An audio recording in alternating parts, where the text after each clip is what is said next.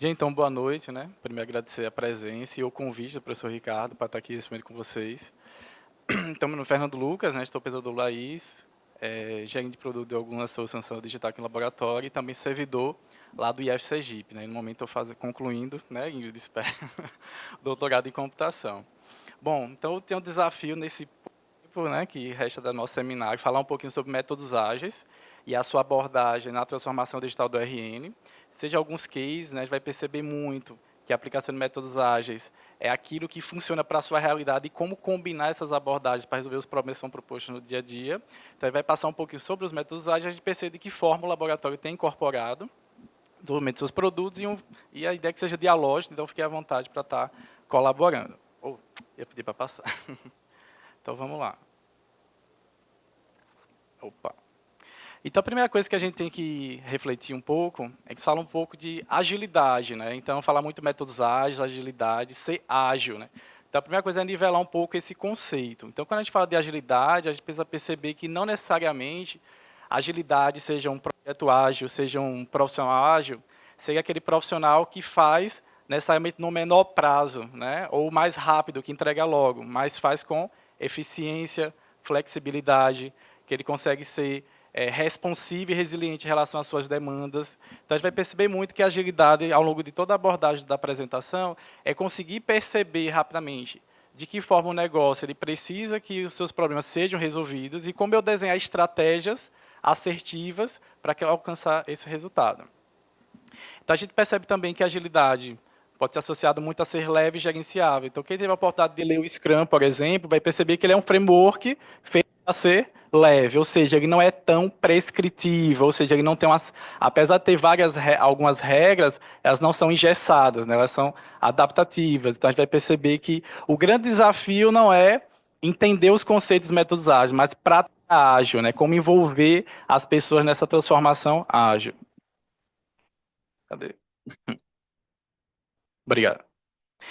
Então, a primeira coisa que a gente pode abordar também é um pouco sobre governança, né? Inclusive, um grande desafio que a gente tem hoje aqui no laboratório, em alguns projetos grandes, a exemplo do PEP mais RN, onde você tem várias comunidades de usuários distribuídos, né, em vários dados hospitalares, e como orquestrar com que esses usuários sejam especialistas, né, naquela área de domínio daquele grupo experimental, ou até mesmo um simples usuário de tela que a gente recebe também contribuições através da escuta qualificada, como promover uma estrutura de governança onde a gente consiga priorizar, né, as entregas, conseguir definir as prioridades de uma forma que promove equidade. Ou seja, a gente tem o desafio de ter várias unidades que normalmente têm interesses diferentes, e o desafio é que a gente fazer a curadoria do conhecimento em torno desses grupos para a gente alcançar resultado.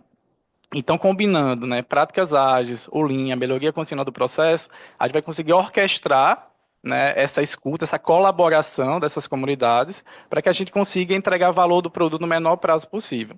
Então, esse início às vezes, parece um pouquinho difícil de abstrair para alguns que não estão no dia a dia, né? A gente sempre reflete. Às vezes, quando a gente está só conceitualmente, sem viver o dia a dia, não tem a oportunidade de viver o dia a dia das práticas ágeis, parece algo muito conceitual, mas na verdade ajuda muito, principalmente quando você compreende a proposta de valor e pratica esses valores no seu dia a dia. Opa.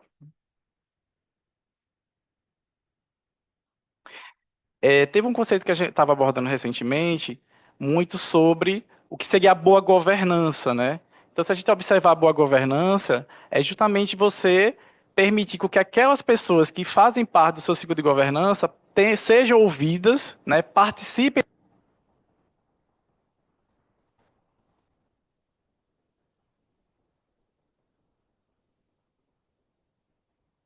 Par- Participem da cadeia da tomada de decisões e que esse processo ele seja democrático, né? Às vezes algumas pessoas ouvem o termo colegiado, né? Quando se fala em colegiado, às vezes até mesmo serviço público associa muita burocracia, ineficiência, dificuldade de direcionar as ações. Quando na verdade, quando você tem uma boa estrutura de governança, onde você tem processos bem claros com a tomada de decisões realizada naquele grupo e de que forma eles podem estar atuando colaborativamente nessa cocriação, nessa gestão, a gente consegue mitigar os riscos, principalmente os desafios do processo, né? Seja gerenciamento de conflito, ou seja o gerenciamento de prioridades, seja gerenciamento de conflitos, porque às vezes um determinado membro daquela comunidade tende a priorizar coisas que não necessariamente beneficiam a coletividade. Então, a gente vai perceber que, ao praticar alguns princípios relacionados à governança, a gente vai conseguir fazer com que esses usuários eles tenham o espírito coletivo exercitado, ou seja, que eu não avalie apenas minhas decisões individuais, meus interesses individuais. Se a gente observar algumas práticas ágeis, como o Scrum, onde a gente tem alguns papéis bem definidos, a gente vai perceber que a figura do PO, ou dono de produto, onde você tem aquela pessoa centralizada responsável por tomar todas as decisões do produto. Então, o desafio que a gente tem feito recentemente é mudar um pouco essa abordagem e trazendo a perspectiva colegiada de comunidades, onde eu tenho ainda algumas autoridades sobre quem define as prioridades, mas eu tenho uma comunidade que tem poder de decisão. Essa comunidade ela consegue trazer para o produto quais são as propostas de valor e a gente conseguir direcionar aquilo que realmente seja importante para atingir a coletividade. Então, só para vocês terem uma ideia, uma solução hoje como o PEP mais RN, que é uma solução de prontuário eletrônico da rede CESAP, ela reúne hoje pouco mais de 5.300 usuários e 1.500 médicos. Se a gente observar, isso é 1 a cada 3 médicos do Rio Grande do Norte utilizam essa solução de prontuário eletrônico hoje presente em 6 hospitais. E por mais que a gente tenha 1.500 médicos com interesses diferentes, a gente tem um colegiado, um grupo, uma comunidade que está disponível para definir as prioridades para esse grupo. Então, imagine se cada um desses 1.500 médicos definisse o que deseja ver no sistema, o tema, a skin, que componente, que prioridade. Então, o desafio é justamente estabelecer uma governança, mas que não seja aquele modelo de governança engessado, né? Alguns aqui de vocês já devem ter ouvido do RUP, né? Aquele processo unificado, que tem várias etapas bem prescritivas do que tem que acontecer. E o nosso desafio é como eu tenho o controle com flexibilidade, né? Então, muito do que está por trás da governança ágil, que envolve muita escuta qualificada, envolve muito alguns princípios universais, como a colegialidade, ou seja, eu faço parte desse grupo que avalia aquilo que vai ser priorizado ao longo das sprints, ao longo das entregas, e eu me sinto parte do processo, eu me sinto parte dessa tomada de decisão. Conceitualmente parece tudo muito lindo, mas no dia a dia é bem desafiador equilibrar, né, esses interesses e principalmente conciliar esses conhecimentos multidisciplinares. Então, quando a gente fala em métodos ágeis na saúde, existem várias abordagens. Eu parto do pressuposto que algumas você já conhecia, então não vou me abordar tanto no manifesto ágil, nos princípios ágeis, nos pilares, porque são conceitos já exercitados bastante na literatura, mas tentar trazer umas outras abordagens de conceitos que a gente utiliza de maneira recorrente no nosso dia a dia, desde a parte do design thinking, o design thinking, né? O modelo duplo diamante, onde a gente sabe que sempre que a gente separa com um novo problema, a primeira etapa é criar empatia, entender esse problema, não é já partir para a solução sem entender o que é que eu vou resolver, é gostar do problema, né? Se apaixonar pelo problema e, consequentemente, a solução você vai conseguir alcançar de maneira mais orgânica.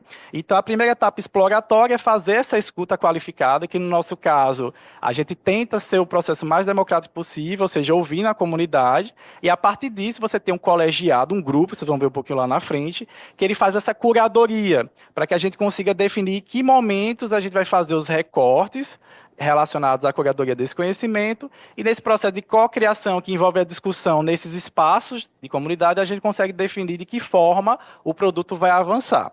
E a partir disso, a gente vai ter uma sequência de experimentações, que o mais comum hoje aqui é justamente a prototipação, para que os nossos usuários consigam visualizar melhor aquilo que a gente está desenvolvendo. Então, esse processo ele se repete de maneira iterativa e incremental em ciclos, e a partir disso, a gente vai conseguir definir as prioridades para fazer a liberação ao final das sprints. Outra abordagem que se complementa, e cada abordagem que eu vou citando aqui para vocês, elas são complementares.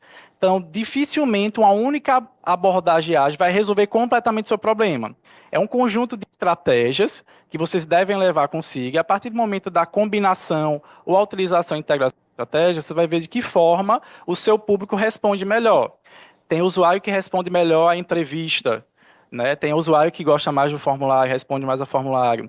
Tem usuários que a gente tem que fazer um roleplay, ou seja, eu tenho que ir lá, observar, fazer a imersão, a etnografia, para entender o processo daquele usuário, para conseguir desenhar melhor os requisitos. E tem casos que eu preciso reunir grupos de usuários que trabalham em locais diferentes. O grande desafio hoje de trabalhar em comunidades é que a gente percebe que, às vezes, no SUS, você não tem processos é tão mapeado de maneira tão prescritiva, ou seja, eu não tenho guia, eu não tenho PCDT para tudo, por exemplo, que são aqueles protocolos clínicos, né, e diretriz terapêutica, então nem sempre eu tenho um referencial normativo onde estão os processos de trabalho daquele grupo que eu estou entregando a solução. Então, a partir do momento que eu pensar em sprint, que olhando aqui, como é que eu vou conseguir parar 5 dias? Então, a gente sabe que é muito difícil, mas se a gente faz uma abordagem adaptativa disso, eu vou ter momentos onde eu vou fazer o alinhamento. Seja identificar o problema, então, sempre que eu vou começar um projeto novo, eu vou alinhar a equipe que está chegando, é preciso entender que problema estamos resolvendo e de que forma esse problema está mapeado. O problema ele está na ferramenta, na ausência da ferramenta ou está no processo? Pela experiência, normalmente os problemas estão relacionados aos processos de trabalho. O que a ferramenta faz é ser uma indutora da reengenharia desses processos e a partir do momento dessa cocriação com o usuário, ele acaba refletindo para a melhoria dos seus próprios processos. Então, a nossa ideia é, a partir do entendimento do problema em profundidade, que alguns conceitos podem chamar de imersão, né, nessa etapa inicial.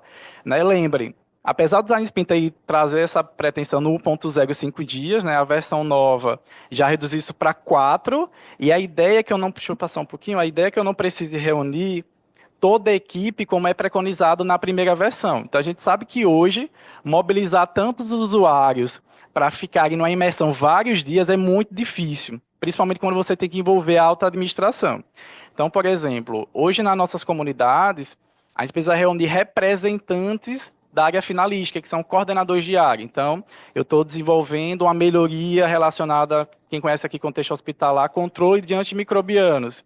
Então, qual a melhor forma de entender melhor o problema por trás do controle da terapia com antimicrobianos? Eu vou reunir pessoas de referência nessa área, normalmente os coordenadores ou pessoas por ele designadas, para pensar de que forma esse monitoramento pode ser realizado.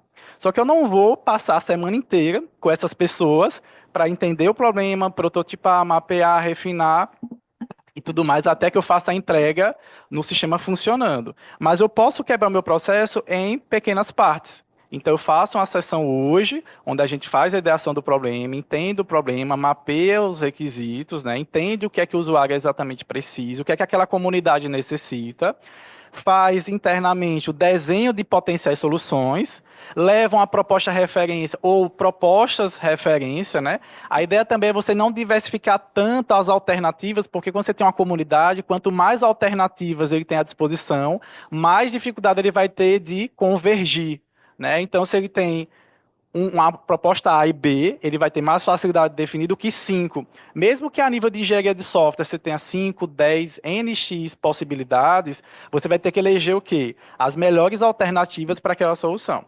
Então, quando a gente pega a abordagem Think ou Think, a ideia é a gente perceber que existe uma ordem que as coisas podem acontecer, para que esse processo criativo, que às vezes quando se fala brainstorm parece caótico, eu tenho como estruturar esse processo, né? Seja de maneira sequencial ou o que funciona melhor hoje, integrativo incremental. Então a gente vai fazendo essas experimentações, adquirindo conhecimento para compreender o problema, perdão, e reduzir a chance de ter dívida técnica, ou seja, o retrabalho. Então, a partir do momento que eu invisto um tempo em mapear e desenhar soluções, né, seja com storytelling, seja com prototipação, e eu consigo validar com usuários que conhecem profundado o domínio, não é um usuário, é uma comunidade. Então a gente percebeu que, por não ter alguns processos mapeados, eu precisava ouvir a rede, eu precisava desenvolver em rede. Então, a nossa estratégia, apesar de ser desafiadora, a gente tem como proposta ouvir todos os representantes dos hospitais na construção desse prontuário, que tem mais ou menos a fazer 2 anos, agora em abril de 2025, onde ao longo desse processo já participaram mais de 300 especialistas. Mas a gente sabe que o grande desafio é a gestão de tempo. Então, o que a gente faz? A gente pega a abordagem, faz justamente um híbrido, onde a gente pega a sequência do processo e divide nas sessões colegiadas. Seja as sessões que a gente chama de ordinária, onde todos reservam um tempo da sua agenda, normalmente uma vez por semana ou quinzenal, vai depender muito da demanda do colegiado, e exercita práticas, né, de ideação para a gente conseguir materializar para o usuário aquilo que ele imagina como proposta de solução. Então, no caso aqui do Design Sprint, em que contextos vocês vão estar utilizando essa abordagem? Seja no começo do projeto, onde todos precisam estar alinhados qual é o objetivo do produto, qual é a missão do produto, qual é a visão do produto, que problemas ele vai resolver, e um esboço inicial que é chama de MVP, que é o produto mínimo viável. Então, estabelecer o que vai conter as primeiras entregas, não pensar tanto a longo prazo, daqui a 2 anos o produto vai ter isso e isso, mas quais são as entregas de curto prazo e materializar. Essa técnica de alinhamento também pode ser utilizada no meio do projeto para garantir que todos estejam na mesma página. É muito comum que ao longo do projeto, principalmente projetos grandes, com o tempo as pessoas não consigam ter a mesma visão de como está o avanço do produto. Então a gente pode usar técnicas de design sprint, ou seja, a gente apresentar para os usuários participantes da sessão qual é qual o backlog, né, qual o escopo do seu produto e alinhar todos em relação aos próximos passos. Isso ocorre em sessões que vai envolver, nos primeiros dias, todos os usuários da cadeia de decisão, né, tanto usuário estratégico, tático e operacional. Às vezes parece algo conceitual, como é que eu vou envolver o estratégico de um hospital? Então, aqui no PEP mais RN, a gente tem um colegiado dos diretores, que eu não posso acioná-lo, obviamente, toda semana, mas que a cada 2 meses eles se reúnem para avaliar o que o produto avançou e ver de que forma a ferramenta pode agregar valor no processo de trabalho estratégico. E assim a gente vai desenhando o processo para aproximar, né, esses usuários das entregas de valor do produto. E também serve para alinhar integrantes da equipe nova. Então, claro que aquilo que vai atender sua realidade vai depender muito do problema que você está enfrentando. No dia a dia, acho que até tem algo parecido na tese da Ingrid, né, sobre isso, a importância de você coordenar os trabalhos da equipe de UX ou design com a equipe de desenvolvimento. Então, quem teve a oportunidade aqui de atuar no desenvolvimento de software, né, na gestão de um projeto, sabe quando você tem os times multidisciplinares, tanto de desenvolvimento, seja back ou front, ou pessoal de DevOps, enfim, e a equipe de design, de UX, é muito difícil quando eles andam na mesma sprint, ou seja, no mesmo ciclo de entrega. Por quê? Existem as incertezas naturais do processo de prototipação. Nem sempre você vai ter uma validação, aceitação na primeira entrega. Então, nesse refinamento, você tem uma dívida técnica muito grande quando a equipe de desenvolvimento já está atuando naquela entrega que a equipe de UX está projetando. Então, a partir do momento que você tem o cuidado de fazer com que a equipe de UX gere as entradas para a equipe de desenvolvimento não no mesmo ciclo, você reduz o retrabalho da equipe de desenvolvimento, seja na modelagem do banco de dados, seja no desenvolvimento das funcionalidades. Então, a gente garante que o nível de incerteza que é mitigado nessa etapa de prototipação não vai ser repassado para a equipe de desenvolvimento, porque o custo de mudança, como a gente sabe, é bem maior.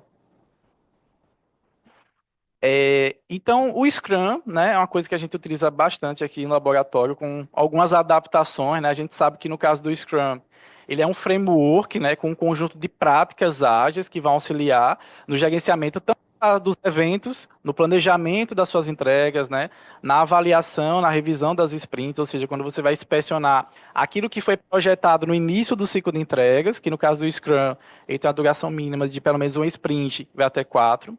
Na nossa realidade, como a gente trabalha muito com verticalização, então a gente tem alunos de graduação, de mestrado, doutorado, então a gente percebe que no contexto do laboratório, praticar o foco, que é garantir que todos estejam alinhados com a meta, é muito difícil quando você tem espaços muito grandes.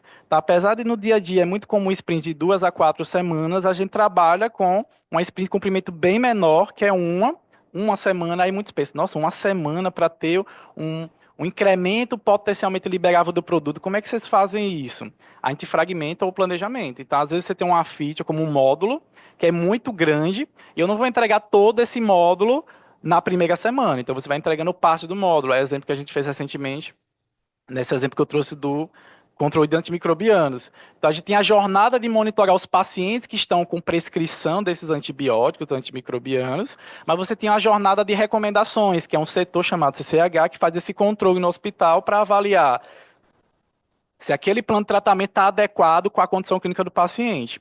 Se a gente for esperar ficar pronto todo esse módulo com a jornada do monitoramento desses pacientes, os planos de tratamento, período, a sua correlação com a farmácia e as recomendações, algo que eu posso entregar numa primeira etapa em 2 semanas, eu vou levar 6 semanas, 2 meses. E a gente sabe que quanto mais tardia a entrega de valor para o usuário, ele tende a perder engajamento, ele tende a não priorizar no processo. Então, o grande desafio é definir o que você vai selecionar do seu backlog como parte do seu sprint backlog, que é aquilo que vai estar no seu ciclo de entregas ao longo da sprint. Então, nesse contexto aqui, a gente vai ter as cerimônias, né, tanto a do planejamento quanto a da revisão. E no caso aqui, ao longo desse processo, a gente vai ter a Daily Scrum, a sprint diária. Na nossa realidade, a Daily Scrum, por incrível que pareça, é o mais elementar, né, das atividades do framework Scrum. A gente às vezes tem uma dificuldade justamente por a gente ter times multidisciplinares que trabalham em horários distintos. A gente tem esse desafio. Você tem um aluno de graduação que tem uma rotina, um aluno de mestrado que tem outro, um doutorado, profissionais que já são pesquisadores convidados. Então, a gente às vezes tem que coordenar pessoas, 20, 30 pessoas que tem que conciliar em torno de um objetivo em comum. Então, quando a gente está mapeando em que momento vão acontecer as cerimônias, a gente precisa coordenar esses horários. Quem já leu o guia do Scrum sabe que para a maioria das cerimônias serem mais, digamos assim, produtivas, elas têm que ocorrer no mesmo horário, no mesmo local. Quando a gente fala local, não necessariamente é local físico, mas um padrão de comunicação. Ah, eu vou fazer sempre usando o Zoom. Ah, eu vou fazer o Teams. Eu vou usar o Google Meet. Então, você até a ferramenta, você tem uma constância, né, um padrão na utilização da ferramenta, garante que todos sempre vão estar alinhados com aquela prática que você vai fazer de maneira recorrente, para garantir a evolução do seu produto. O Agile Scrum Ban, ele lembra um pouco para projetos um pouco menores, onde você não vai ter um ciclo de entrega tão extenso. Ou seja, eu tenho uma figura central de um PM, ou líder técnico, que ele vai ter um backlog, ou seja, um conjunto, isso até inclusive é o mais comum, né, que o pessoal se depara, que é você ter um conjunto de tarefas que você vai fazendo e vai entregando. Então, essas tarefas, elas vão sendo priorizadas e ela entra no seu task board, onde você vai ter aquela lista do que você vai querer fazer naquela semana, ou naquele momento, aquelas que estão em execução, aquelas que estão pausadas por algum motivo e aquelas que estão entregues. A grande dificuldade do Scrum Ban é você ter uma visão de roadmap, onde eu estou, o que falta ser entregue, porque como você foca sempre em tarefas, sem ter aquela hierarquização do backlog, você tem essa dificuldade de avaliar progresso. Você tem facilidade de gerar o flow contínuo, né? O fluxo contínuo de entregas. Então, se você tem um produto onde ele se assemelha mais a um serviço e não um projeto, talvez o Scrum Ban ele seja mais adequado. Por quê? Você vai ter uma lista permanente de tarefas que não necessariamente estão interrelacionadas e ele acaba sendo a melhor abordagem. Mas se você tem um escopo mais claro, bem definido, onde você consegue claramente estabelecer uma visão do produto, como ele deve estar a partir de uma release X, daqui a 2 meses, 6 meses, talvez você usar uma abordagem um pouco mais prescritiva, como o Scrum, seja melhor. Tudo vai depender da sua maturidade, da sua equipe. Não, então, como a gente observou, o Scrum Ban ele faz um híbrido, né? Ele traz um pouco da flexibilidade do Kanban, onde você tem a ideia do fluxo centrado em tarefas, diferentemente do Scrum, onde esse fluxo ele vai ser centralizado em sprint. Como alguns de vocês conhecem, o sprint ele é considerado como se fosse o coração do a sprint é como se fosse um container, né, dos eventos, onde você vai conseguir, ao longo desse ciclo de entrega, realizar todas as etapas de planejamento, revisão, que é a apresentação das entregas, e eventualmente a retrospectiva. E ao longo desse processo, para garantir foco, consistência, você vai fazendo a daily Scrum. O grande desafio aqui não é entender o que é que eu faço no planejamento, o que é que eu faço na revisão retrospectiva e quem participa, mas garantir que todos os envolvidos entendam ágil, que o ágil é um mindset, né? É uma mentalidade, é o olhar ágil, é o olhar de responder rápido à mudança, ou seja, por mais que eu tenha um backlog para entregar dentro daquela sprint, vão surgir intercorrências ao longo do caminho. Não é parar tudo que eu planejei na segunda para fazer o que apareceu na quarta, não. Mas você conseguir ser ágil o suficiente para saber até que ponto você pode ceder para incluir algo no seu backlog que não comprometa a entrega no final. É distinguir uma melhoria de um incidente. Então, é algo que gerou a descontinuidade de uma parte do produto. Então, é um incidente que impede os usuários de executar uma tarefa. Ele vai ser mais prioridade do que talvez algo em uma feature que você ainda tem algumas semanas para ser concluído. Por isso, normalmente, uma boa prática é você ter times separados, né? Time de sustentação, time de manutenção evolutiva. E aí, só para considerar esse primeiro bloco, entender que existem várias abordagens ágeis. Não existe uma melhor ou pior, existe aquela que resolve o seu problema, e entender que o que vai definir a melhor prática não é quem seguiu literalmente cada processo, cada etapa, cada atividade, mas de que forma você conseguiu adaptar, adequar aquelas práticas ao seu processo de trabalho, à sua equipe, como o seu time responde melhor, como você consegue envolver mais os stakeholders e conseguir maximizar o que nós chamamos de entrega de valor. E aí eu falar um pouquinho no contexto mais prático, né, no contexto do RN, como os métodos têm contribuído na transformação digital.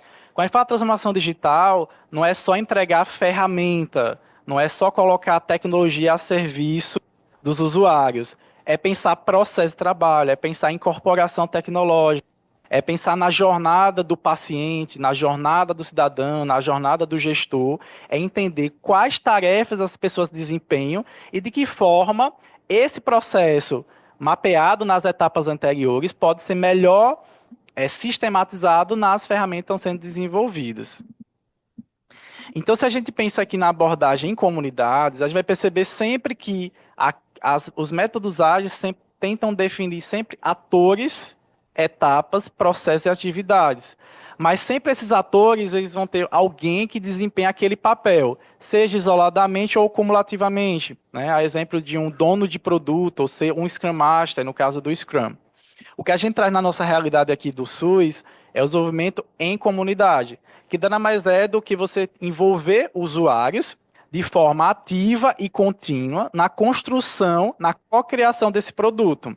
Para isso exige o quê? Um processo de governança ágil, onde essas pessoas entendam o seu papel no sentido de auxiliar na construção e na agregação de valor daquilo que está sendo desenvolvido.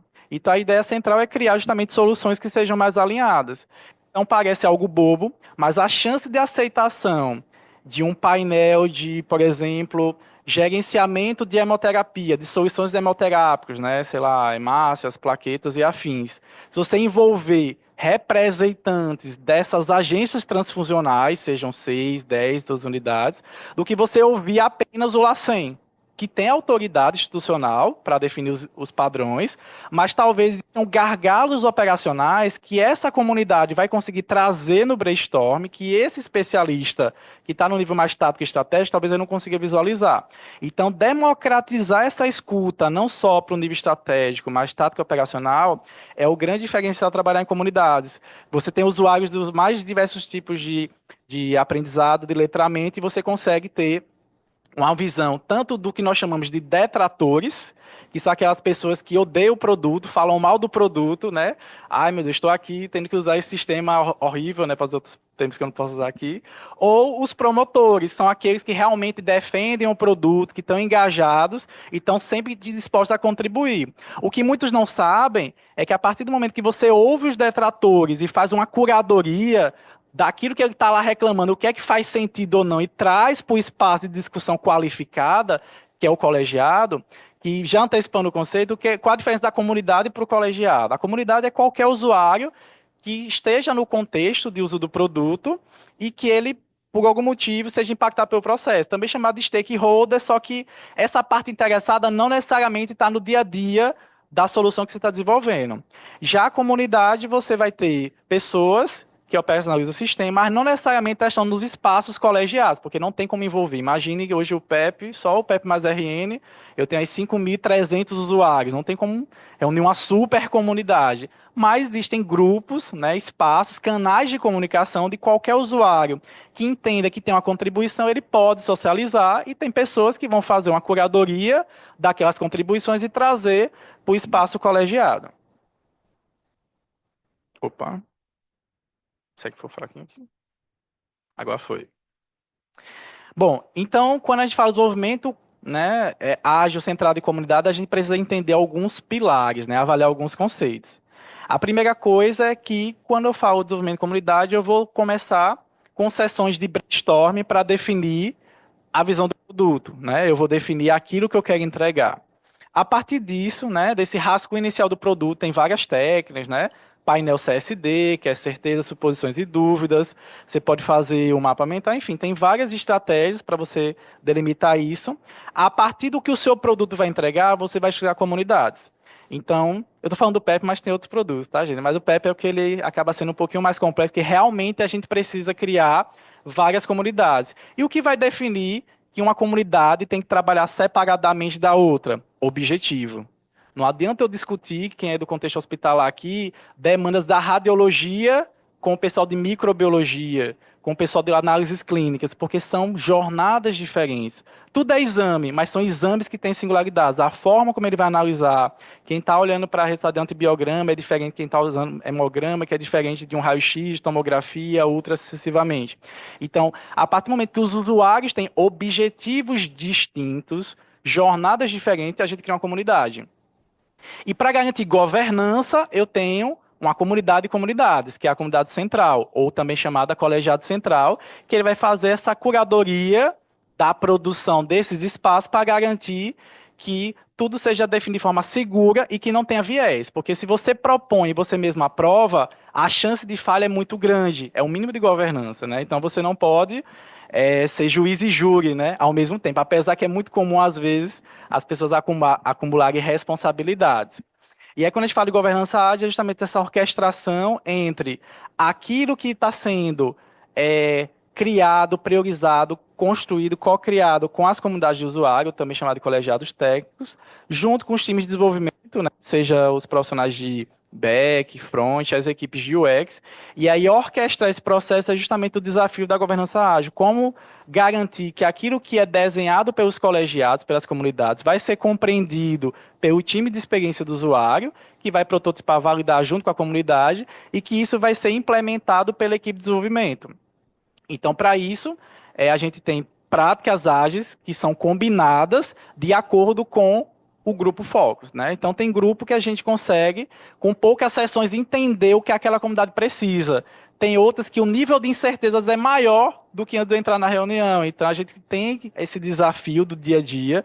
Por isso que quanto mais ampliada essa escuta inicial for, mais chance eu tenho de perceber o espectro, né, dos requisitos daquela comunidade e conseguir fazer a curadoria, conseguir fazer a priorização, que normalmente ocorre na própria comunidade ou, perdão, nas comunidades que fazem a governança, que seria, no caso, os grupos centrais, que são a última barreira de validação antes de uma funcionalidade ir para release, né, ser entregada. E tem a própria incorporação, que o Nicolas é especialista nessa parte, né, tem muita paciência, trabalhar com incorporação não é simples, que seria, na verdade, fazer com que essa tecnologia seja utilizada com seu propósito. Por mais que essa escuta ela é colaborativa, ela é ampliada, ela nem sempre ela tem capilaridade.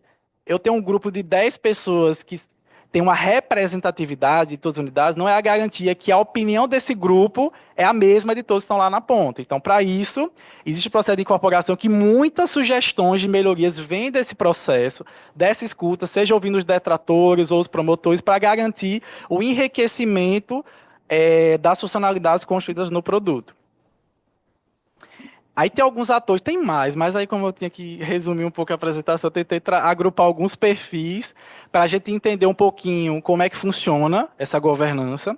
Então a gente tem a ideia de algumas líderes, né? O líder é aquela pessoa que vai ter uma responsabilidade mais tática, né, mais estratégica no processo. Então você tem o líder ou o gerente de produto, que ele vai ser um orquestrador que vai olhar tanto para fora do produto quanto para a parte interna, né? A gente sabe que o melhor mundo é você ter o líder de produto, que ele tem um olhar mais negocial, ou seja, ele consegue ter uma maior sensibilidade naquilo que a comunidade precisa mais, melhor. Então, por mais que tenha os espaços de decisão, esse líder de produto é que vai trabalhar a mediação dessas discussões, faz com que todos compreendam aquilo que vai agregar maior valor ao produto. Enquanto o líder técnico de produto ou gerente técnico de produto, ele vai se preocupar com o operacional. Então, a partir do momento que as comunidades desenham soluções, validam esses protótipos, né, validam os projetos, eu vou ter o líder de produto preocupado em garantir que o prazo pactuado seja cumprido, ou que as intercorrências que surjam nesse processo sejam mitigadas o mais rápido possível, da melhor forma possível, com menos recursos, né? Fazer ser na perspectiva da melhoria contínua. E o líder técnico vai garantir que aquilo que foi planejado do ponto de vista de projeto seja executado da melhor forma possível, né? Com os testes, com qualidade, a gente vai garantir que aquela funcionalidade ou aquele módulo ele seja operacionalizável e que tenha a menor dívida técnica possível. Já o designer de produto, ele tem como desafio garantir consistência, né?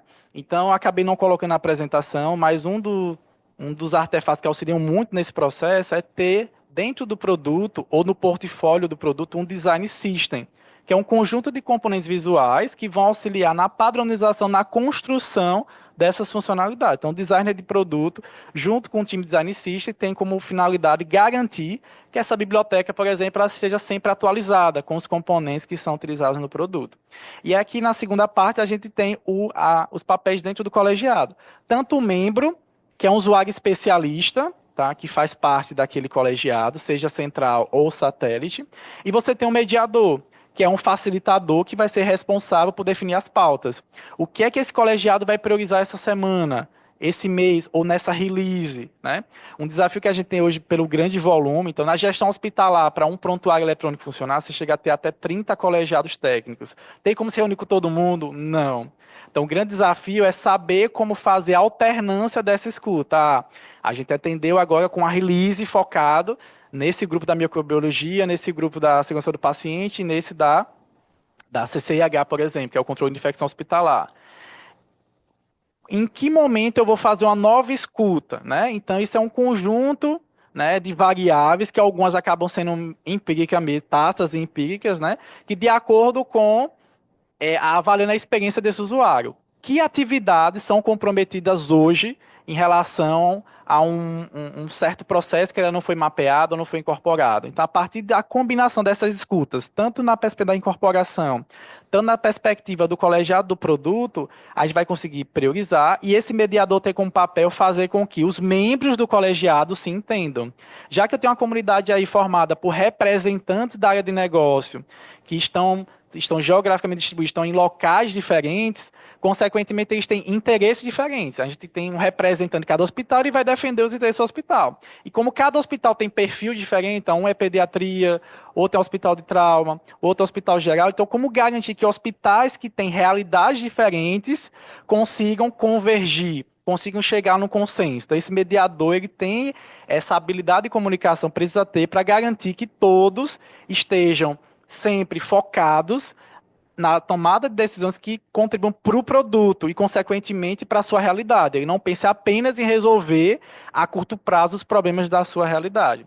E tem o líder. Esse líder é uma figura um pouco folclórica, né, Nicolas? Mas a ideia do líder é alguém que representa o estratégico do negócio, que no caso do conflito entre os membros do colegiado, ele tem o poder final, tomar decisão. Ou seja, vamos supor que eu tenho lá 6 membros, né, que representam 6 hospitais, que é a nossa configuração hoje, e por algum encaminhamento não há um consenso, não tem uma maioria simples, né, desses membros.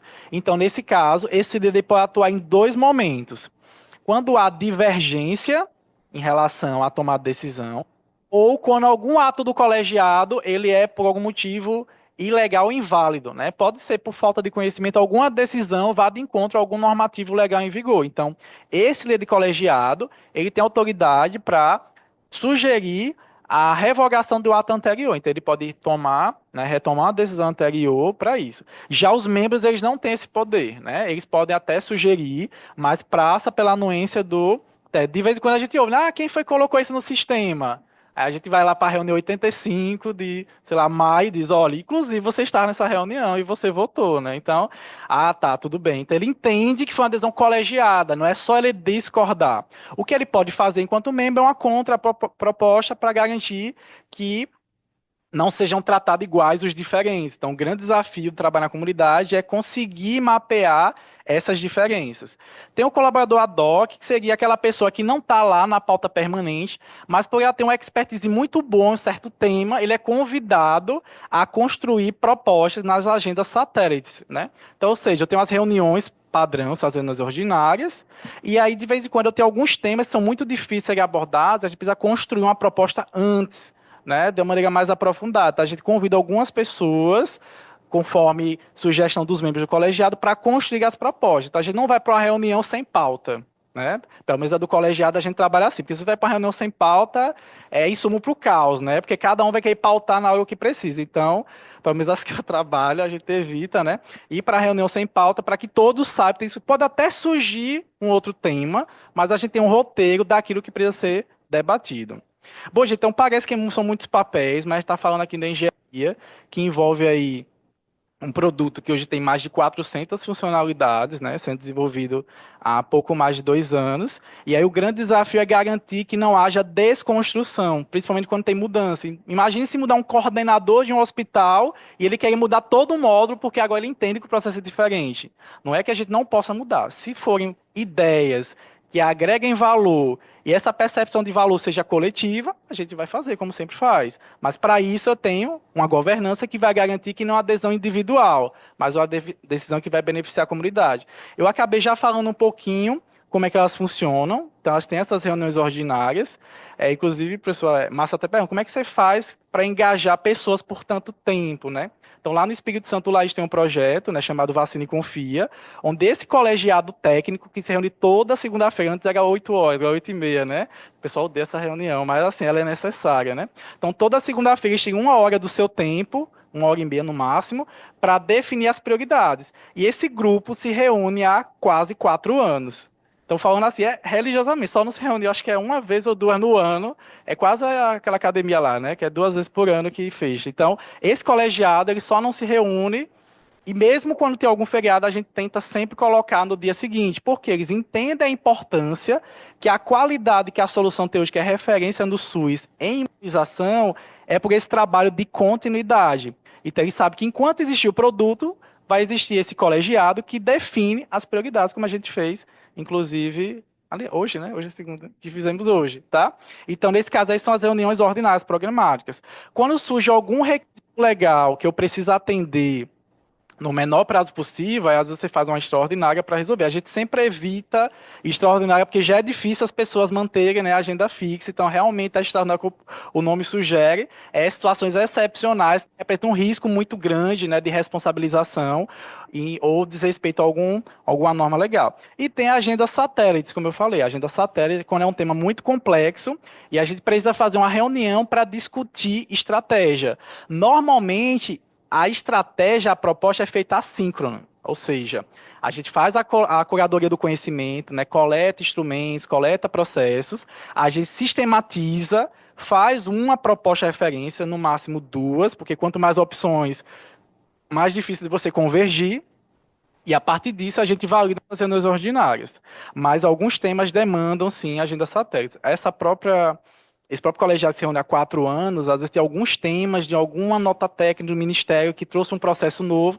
Semana passada, acho que a pessoa até lembra, a gente teve uma reunião com o Ministério, que é o DPNI, né, que é o Departamento Nacional de Imunização, para definir um cálculo de cobertura. É uma fórmula nova que mudou completamente e a gente vai ser um dos primeiros sistemas fora do sistema CPNI que vai implementar esse cálculo. Então, para isso, a gente sentou com os analistas do Ministério para entender esse cálculo. Então, essa compreensão não foi no colegiado com 20 pessoas, foi uma agenda satélite com um grupo menor de especialistas para fazer essa curadoria, montar essa proposta e levar para o colegiado. Então, o colegiado é um espaço de discussão qualificada. Você não vai pegar um grupo e começar uma página em branco toda vez. Então, o grande diferencial é tratar essa reunião como um espaço de discussão qualificada, onde propostas são melhoradas, mas não são construídas do zero. Se você fizer isso, as pessoas não vai conseguir encaminhar numa reunião de 1 hora, por exemplo.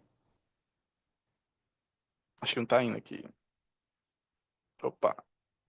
Pronto, métodos ágeis no RN, né? Vamos acelerar um pouquinho. Então, no caso do PEP, que eu já falei para você ao longo da apresentação, é a solução de prontuário, dados de hoje, né? Está chegando aí a 141 mil atendimentos, são 76 mil prontuários e 5.300 profissionais. Então, a gente tem aí mais ou menos 1.500 médicos, como eu já mencionei para vocês, mais de 2 mil profissionais da equipe de enfermagem e quase 1.000 da equipe multi, além da equipe que atua nos setores administrativos.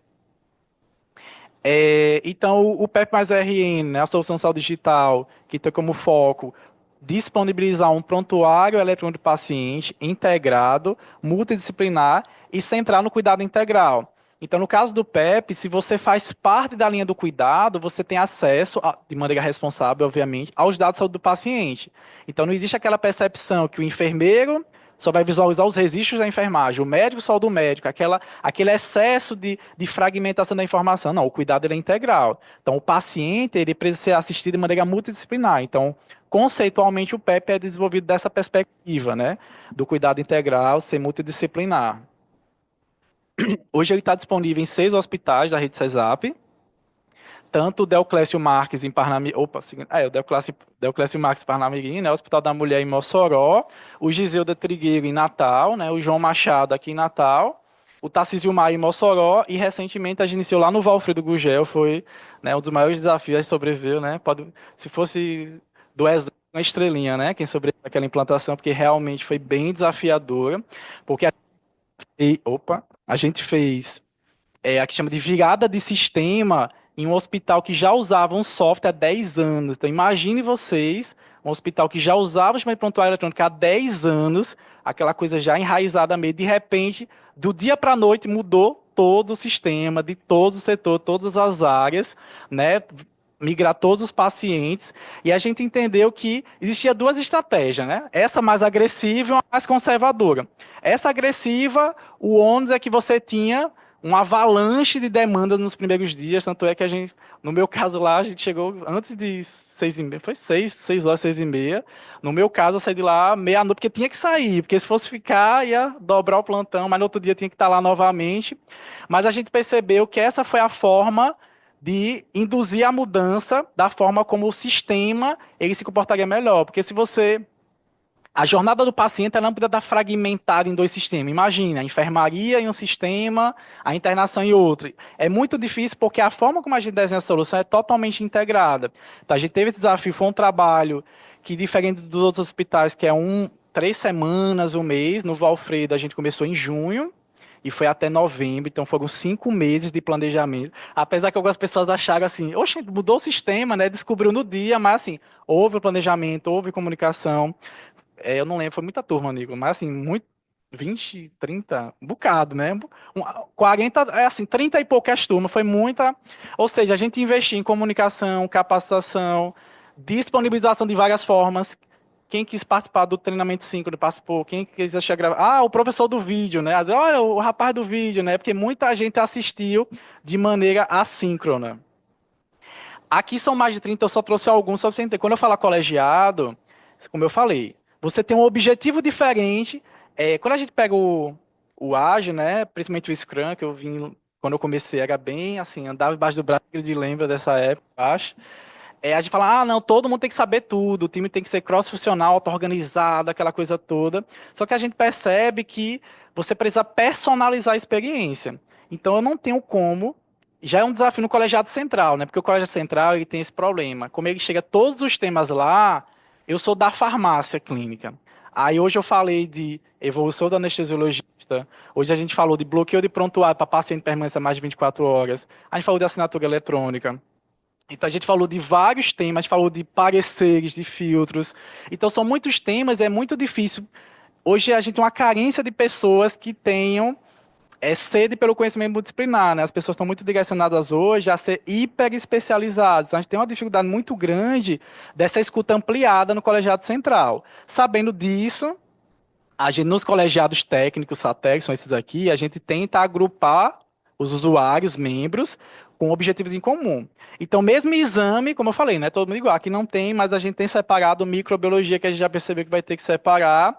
Não está aqui, mas, por exemplo, centro cirúrgico. Ah, vamos juntar todo mundo no centro cirúrgico e vamos colocar para discutir. Não vai dar certo. Por quê?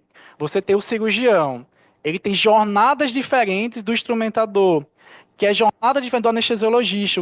O que o anestesiologista vai perceber, o que ele vai evoluir, é diferente do boletim operatório que o cirurgião está preenchendo. O enfermeiro ele tem a evolução do pré-operatório, a evolução do pós-operatório, tem o pessoal lá do SRPA. Então, não faz sentido tratar igual de fez, como eu falei lá atrás. Então a gente vai fragmentando. Então, mesmo um módulo sendo único, chamado centro cirúrgico, a gente teve que quebrar em 3 colegiados. O colegiado do centro cirúrgico dos enfermeiros, que não é o mesmo dos enfermeiros da assistência. Olha que interessante. É tudo enfermeiro, mas o olhar do enfermeiro do centro cirúrgico é diferente de quem está lá na enfermaria ou quem está na UTI.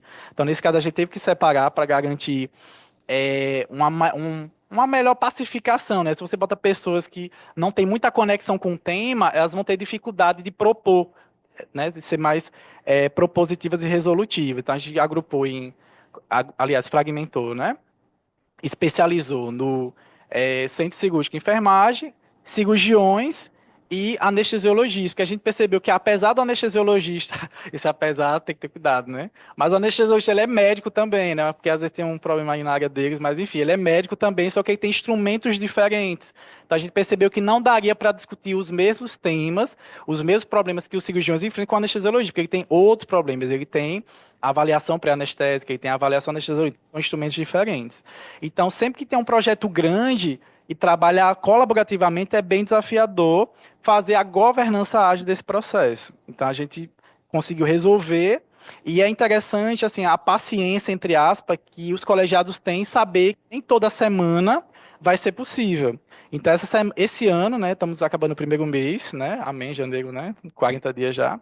A gente teve reuniões com o pessoal na nutrição, a gente teve com enfermagem, a gente teve com o pessoal do centro cirúrgico, tá? Então, são várias categorias que a gente. Faturamento, né? Aí, faturamento tem uma separação, mas como às vezes também não faz sentido fragmentar demais, mas tem o faturamento hospitalar, faturamento de internação. Então, a gente vai percebendo, né, o quanto aquela comunidade ela tem conhecimento prévio para fazer aquela tomada de decisão e vai especializando, como vocês estão vendo aqui. E aqui são os números mais macros do PEP, né? Então, hoje a gente está chegando a quase 1 milhão, não é 1 milhão, são 900 mil evoluções, é muita coisa, né? Quase que eu coloco 1 milhão, mas assim, provavelmente até, sei lá, próxima semana, terça-feira, né? A média são 70 mil evoluções por semana, no ritmo atual, depois que entrou o sexto hospital. Então deve estar alcançando esse 1 milhão, próxima semana é muita coisa, gente. Então, o que é que a gente chama de evolução do paciente no PEP? É o ato de você registrar um novo dado de saúde daquele paciente. Seja algo mais bobo, como o histórico de saúde, se aquele paciente tem comorbidade, se ele faz uso prévio de medicações, até mesmo uma solicitação de cirurgia, uma prescrição de hemoterápicos, uma prescrição hospitalar. Então, nesse caso, são tratados como evoluções, tá? Um pedido de parecer, uma resposta, enfim. 181 mil prescrições, tá? É muita prescrição. Hoje a média de prescrição são mais ou menos 800 prescrições dia.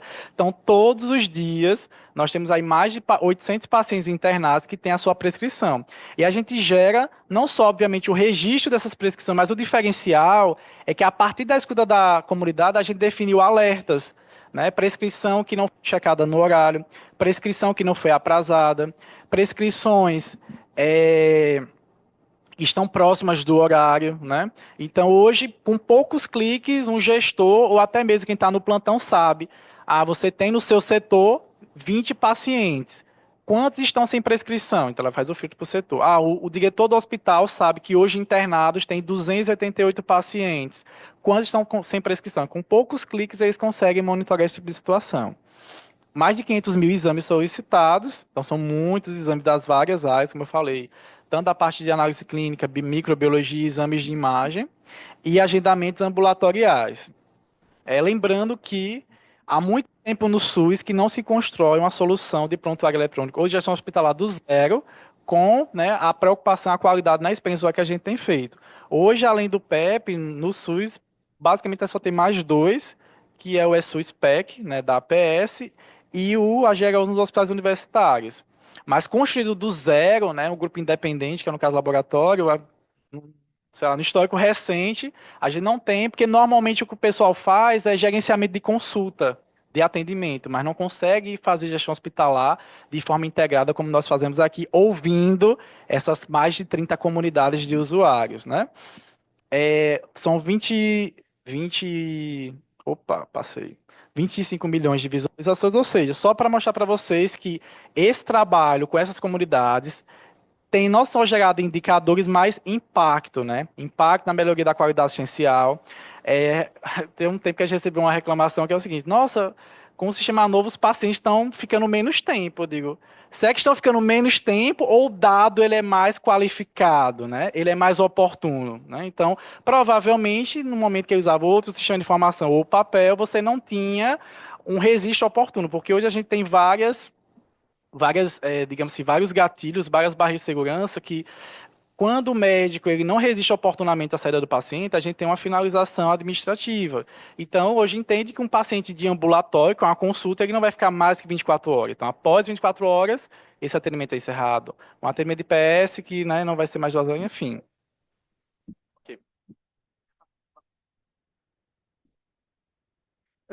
Por exemplo, faz todo sentido quando você está falando de leitos.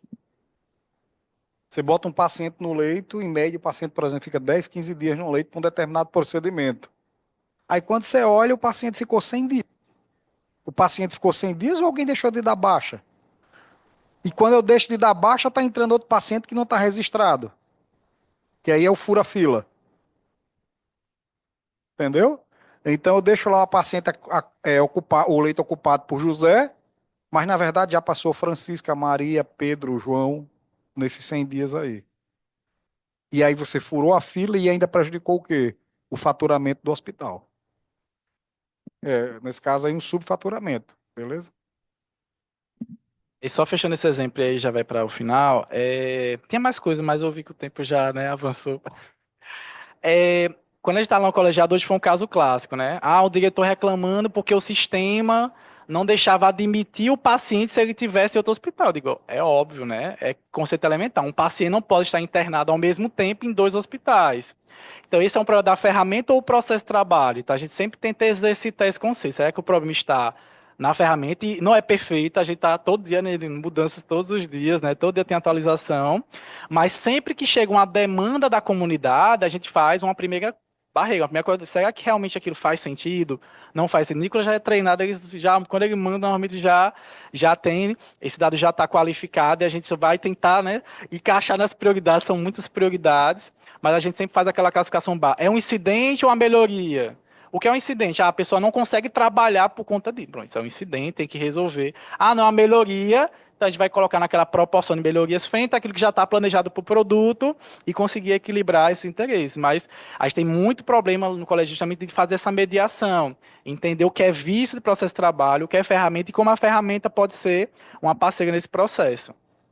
A ideia é perceber que quando você une comunidades, né, de usuários, é... Oi? Aqui foi um compilado. Então, unir de comunidades de usuários, né, com desenvolvimento ágil e colaboração contínua, a gente consegue fazer justamente a entrega de soluções de alto impacto. Então, é desafiador, é difícil, às vezes estressante, né, Nicolas? Mas, ao mesmo tempo, a gente consegue ter efetividade, ser mais eficaz. Então, não é só entregar por entregar, é resolver problemas e grandes problemas, né? O que não falta são problemas do SUS para resolver. E a estratégia de ter a comunidade garante que os problemas, em tese, nem sempre, né? Mas na maioria dos casos, os problemas mais relevantes são aqueles que a gente está priorizando. Então, com certeza, é uma grande alternativa pensar em ouvir não só um dono de produto ou ouvir só um especialista, mas ter a governança, a paciência e a articulação de ouvir comunidades de maneira sistematizada, integrativa e incremental, com certeza vai contribuir para que você consiga potencializar não só o impacto dos seus produtos, mas a percepção desse impacto pelos usuários. Então, com isso, eu encerro aqui. Obrigado pela atenção.